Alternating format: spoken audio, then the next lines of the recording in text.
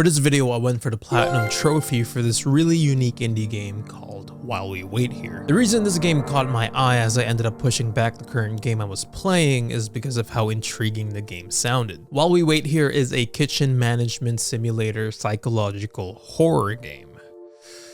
Yeah, that's a mouthful. You're running a diner as you serve your last customers because of an impending doom, which is the end of the world. The only thing I can compare this to is the movie Legion that currently lives in my head rent-free. You know that movie with that old lady crawling up the ceiling when I can't even get out of bed without pulling a muscle? While there weren't any demonic grandmas trying to bite off my neck in this game, we do have old man Hank who kept flapping his gums about how his cow got stolen. Yeah, close enough. This game focuses more on the psychological horror side of things when 1 minute you're trying to get orders in. Alright, let's put this in my pocket real quick. Nice. No ketchup?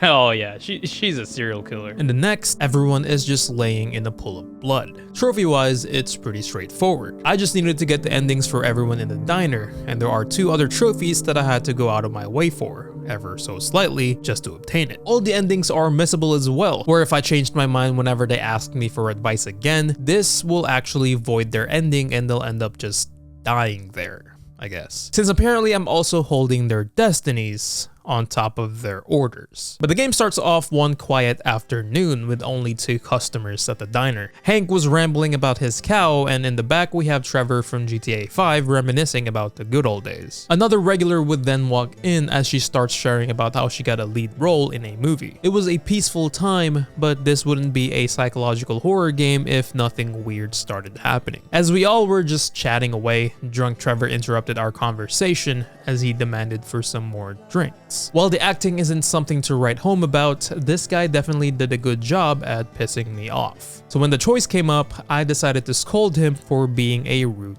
buttface. After questionably serving the world's most miserable man more drinks, I ended up going back to work as Hank wanted a cheeseburger. Now, things started getting weird as soon as I opened the door to the walk-in, when there's now a random forensic photographer just casually taking pictures of my fridge. While at first I thought that this guy was just a food inspector and that he had to wear a hazmat suit because of how filthy our kitchen was, but when I went back outside, even more random men were taking pictures as our diner was starting to look like a crime scene. I was a little bit confused as to why Hank and Mandy weren't paying any attention to any of these, but after finishing my service, out of nowhere, the perspective changes as I am now playing as the wife, Nora. And it turns out that the husband, Cliff, has been dead this whole time. Nora then runs outside as the world literally starts collapsing around her. And as I was about to start raising my hand for some serious questions, the screen cut out as the title then plays. Trophy. First one.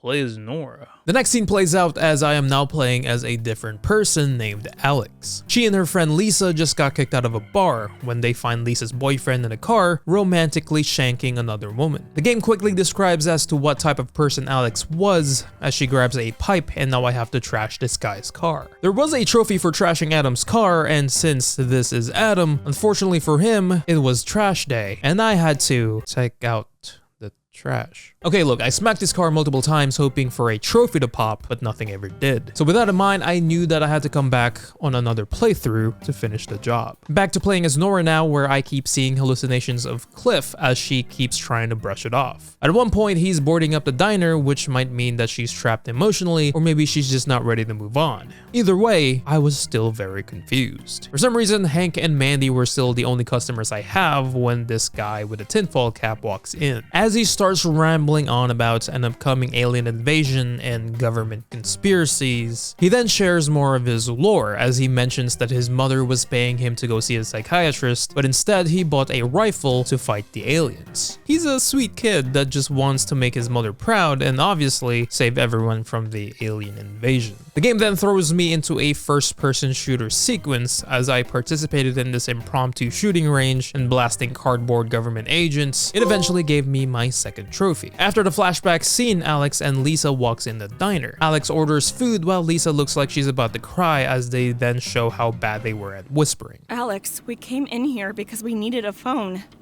Shut up, Lisa. While making a cheeseburger, another hallucination kicks in. A ladder drops from the ceiling that wasn't there before as I hesitated to climb up. Not because it was out of the ordinary, but because I was holding a raw patty and some cheese in my hand. Whoa, creepy. Anyways, cheeseburger fries.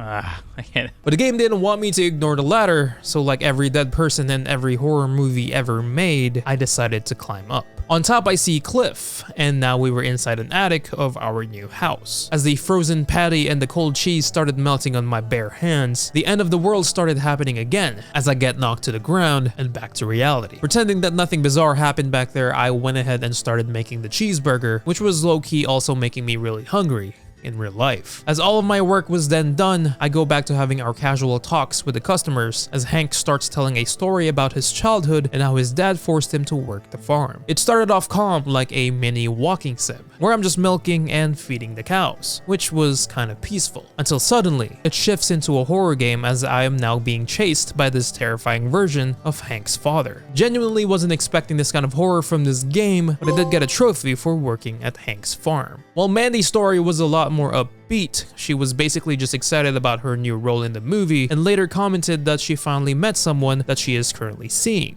We met during filming. He was working on the set construction. I hope I'm doing the right thing. I decided to move here because of him. Aha! That explains all these visits of yours lately. Oh, that guy must be really special if you're moving house for him. As the storm outside gets worse, a family walks in, where Mandy suddenly decided that she wanted to leave, but the father stopped her from doing so. Obviously at the time I was pretty oblivious to what was going on, but something was definitely weird about that whole interaction. Meanwhile, Eddie, the alien guy, orders a milkshake after his 2 orders of coffee, which automatically had me coping. Don't you understand that I am doing this for y'all do milkshakes here too? I'd love me one of those. God bless, y'all are all hungry as hell. What the heck? As William, the dad of the family, placed an order for beer and some bacon and eggs, I was pretty excited to finally make something new until I accidentally made pancakes instead. Don't mind me.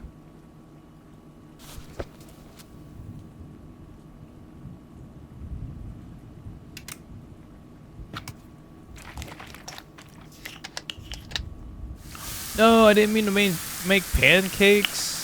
Well, hopefully someone needs pancakes. Like a true McDonald's employee, I had one job and I still managed to do it wrong. After serving the food, however, the power cuts out because of the current storm. I head to the breaker, flip the switch, and I started hearing gunshots as another hallucination starts happening. All the customers I had were all dead, lying in a pool of blood, and somehow the drunk guy from earlier is back like nothing happened, asking for another drink. It was clearly not real, but after snapping out of it, I do get another trophy for restoring the power. Everyone started their idle chit-chats as they waited for the storm to pass, while Eddie started sharing how we escaped an alien abduction. And now I find myself inside a UFO, where I am now fighting off little green men with pointy sticks. To escape, I had to press all the buttons on the terminal, which I found was quite difficult because of how slow the animation was, while the aliens were still full sending it towards me the entire time. But after successfully pressing the buttons, I ended up siding with Eddie and calling him a hero, which also nabbed me his trophy. I eventually ended up talking to William again, as he then asked me on what he should do about his current relationship. Obviously, the only right answer here is to work it out with his wife, as he now starts sharing his past stories like everyone else in this damn place, where I find myself playing as William, and now I have to paint a nursery. But I'd be lying if I said that this part wasn't a soothing experience, and it seemed wholesome at first until I found a note that reveals that he's been having an affair with Mandy. The game then tells me to continue to absolutely destroy this baby's room with my years of experience in Microsoft Paint. Then the game abruptly ended my masterful work and awarded me a trophy afterwards, which I am now thrown once again into another flashback directly after that with 0 explanations whatsoever. But now I'm at Nora's past. It was a moment where she remembers the diner full of life, serving a crowd of people as she waits for Cliff. And honestly, it was one of my favorite parts, where it was just me running a very chill diner. There was a trophy for serving everyone too, so I locked in and started cooking.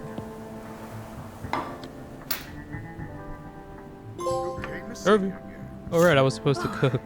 Though I wish the cash that I put in the register actually meant something, but even though it doesn't, it was still a nice detail.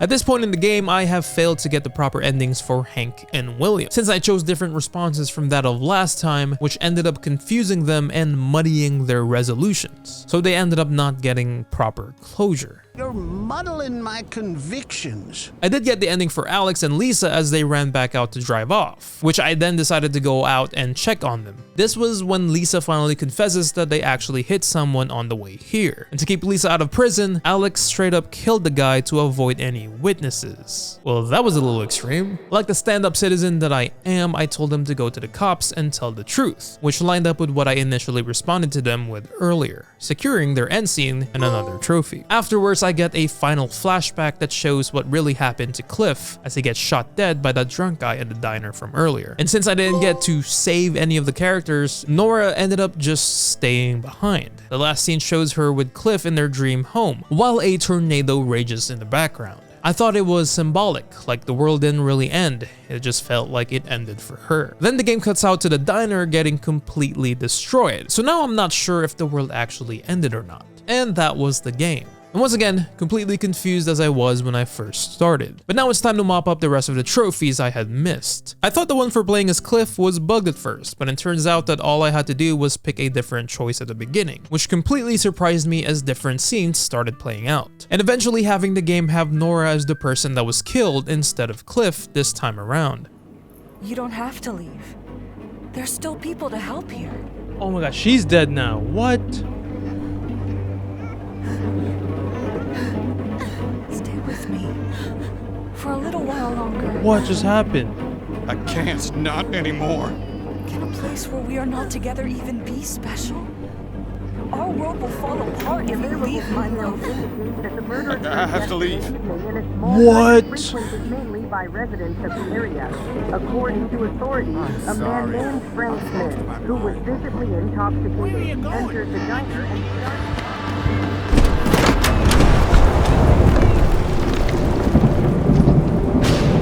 Whoa.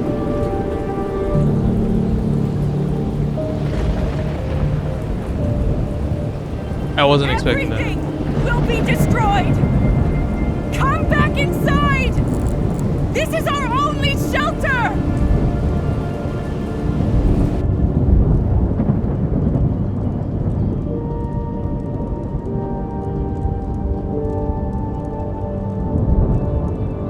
Whoa. I then went back to Adam's car for round 2, hoping to pop the missing trophy. I beat on that thing for like 30 minutes straight until I eventually gave up and decided to leave it for later, hoping that the trophy wasn't bugged. Some hallucinations changed as well, because I ended up choosing a different answer from earlier, and it turned the ladder into an elevator now, which was a really cool detail. There's also a trophy for petting a cow during Hank's segment, so I went ahead and proceeded to... No, he's sleeping. There we go. And this time I stuck with one answer during Hank's story and finally convinced him to retire. Same with William. This time I told him to follow his heart as he then leaves his family for Mandy. Honestly, I didn't mean to get that ending for him, but either way, he still ended up cheating on his wife, so there wasn't really a true happy ending for him, if you think about it. And by helping everyone this time around, Cliff was finally able to move on. He leaves the diner for good as he drives away from the impending doom, leaving behind all the memories he had. As I do a third playthrough, I go back to round 3 against Adam's car, until I finally realized that I had to smash his side mirror as well, and that alone gave me hope that I could finally destroy this cheating prick's car once and for all. There we go, trophy. I'll cheer you up. And the storm is over.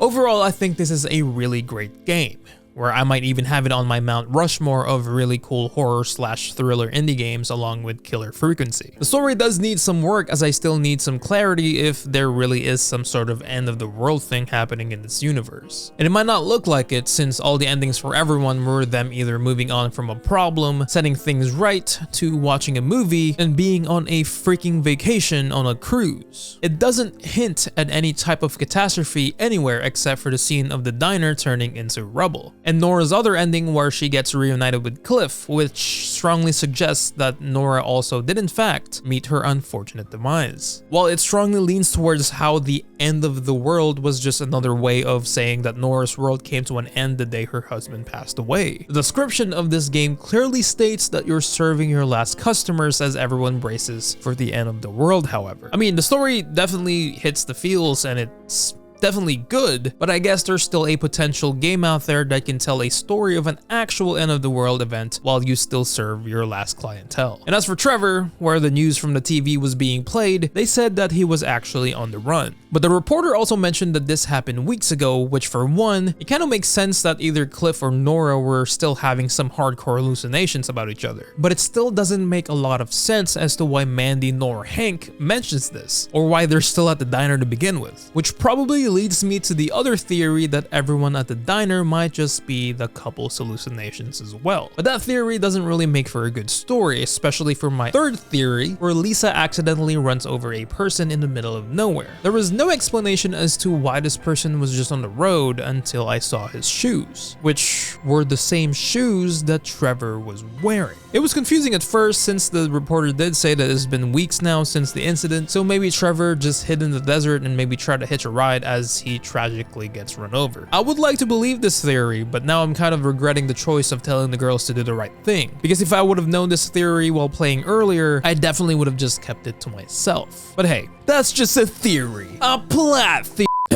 Alright, well I guess I'll catch you guys in the next game. Until then, keep it real, but not too real, because that's just boring. And I hope everyone has a phenomenal day. Trophy!